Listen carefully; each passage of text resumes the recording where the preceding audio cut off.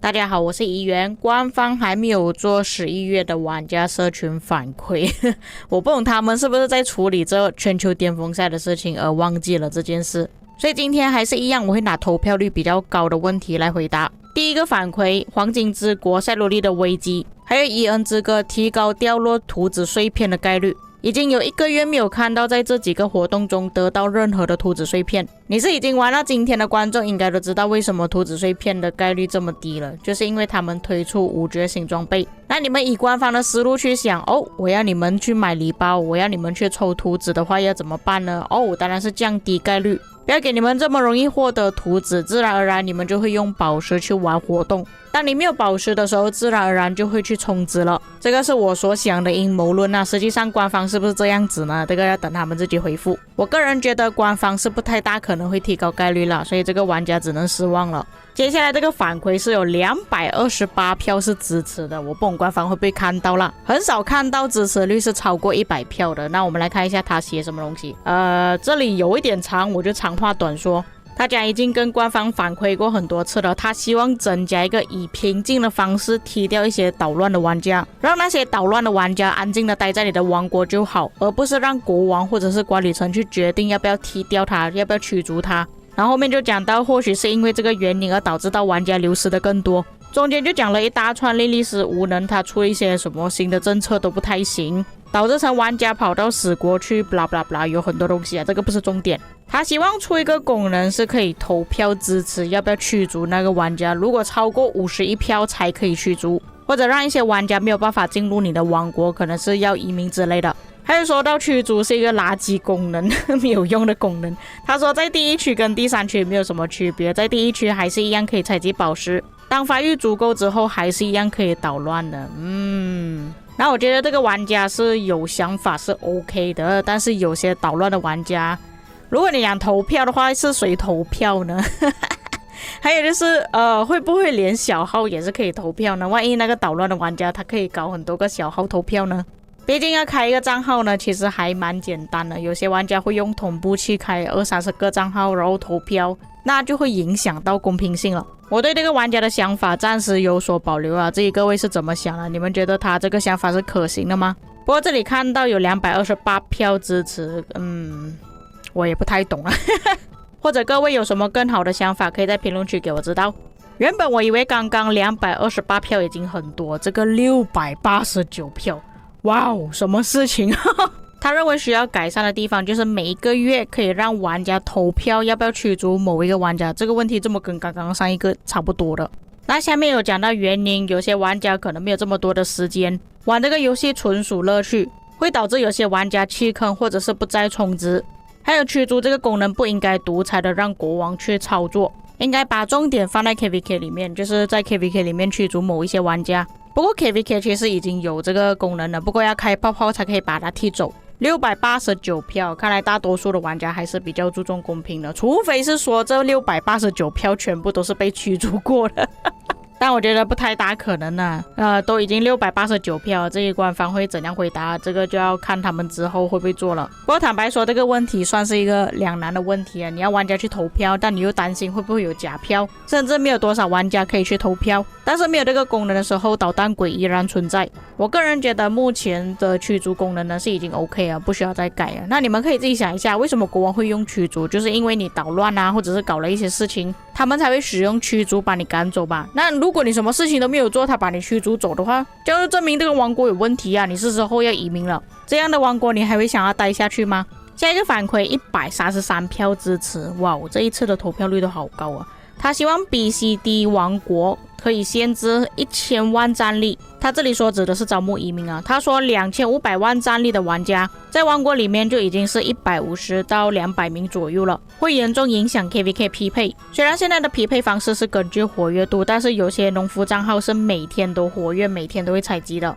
或者是之后的 KVK 匹配以前面150名的玩家作为匹配标准。那讲真的，我是支持这个玩家所讲的东西，因为在 CD 组真的你很低战力都好，你移民进去呢，可能就是排在前100名了。甚至我自己的小号都已经2500多万战力了，确实会影响到他下面所列出的问题。我认为官方可以做一些调整呢，去更改这个限制的问题。不过老实说，这个玩家写得很好啊，他有写到问题原因要怎样解决，给出一些意见，希望官方会看到这个问题回答啦。下一个反馈83票支持，他说希望把 VIP 点数更换成宝石，一个 VIP 点数等于一个宝石。他下面写了一大串，不过我讲重点而已啦。他说现在就算有一些玩家已经满 VIP 了，还是一样会买礼包，但是官方依然没有出新的 VIP。他希望把 VIP 点数转换成更有用的东西，但是转换成宝石啊，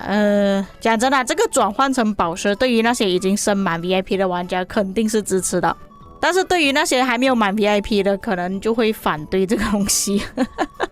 不过讲真的，礼包确实是用真金白银买的啦，所以换算成宝石其实可以理解，但是1:1的价格来换算，我认为无氪玩家并不会买单，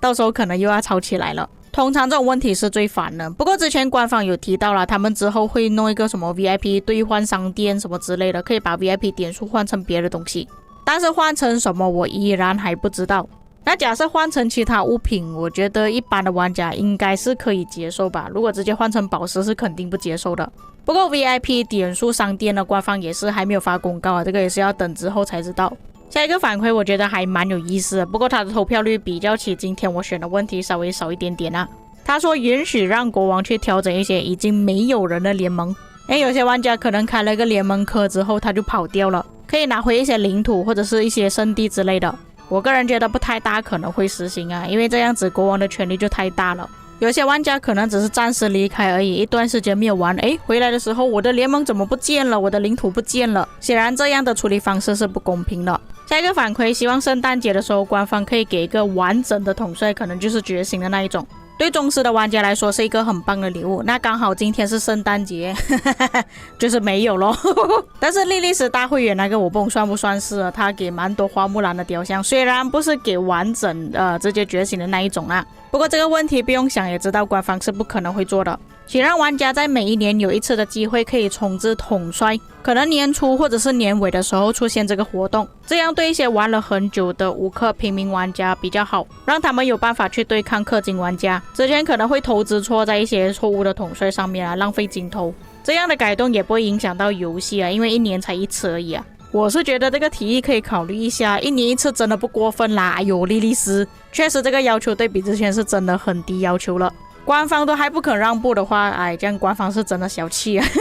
下一个反馈，他知道之前官方有讲过他们不会更改统帅出现的时间，但是实在是太离谱了，因为之前刘彻出现的时间呢，他是比较特别的方式出现啊，周年庆的方式。他的理解是不应该从刘彻那时候开始算起，而是从哥哥出现 MGE 的时候才开始算起。然而直到新工兵通知的出现，当下他就认为说是从刘彻出现的时候开始算起，那就问官方为什么之类的。那我们来看一下时间表，到底是不是从刘彻时候开始算起。刘彻出现的时间是在9月25号，各位可以看我这个记录，出现的时候我就马上觉醒了。但是我们计算是从哥哥开始看起，所以我这个列表也是记录哥哥第一次出现在 MGE 的时候。那么今天已经是12月25号了，也就是说下一次 MGE 肯定是在1月1号。那就算官方是在1月1号出现新的工兵了，也是正常范围，所以官方并没有提早，只是有一种错觉让你感觉速度好像变快了。所以这个玩家所讲的东西是错的，虽然我也是很讨厌莉莉丝的，但是我们也不能去污蔑官方，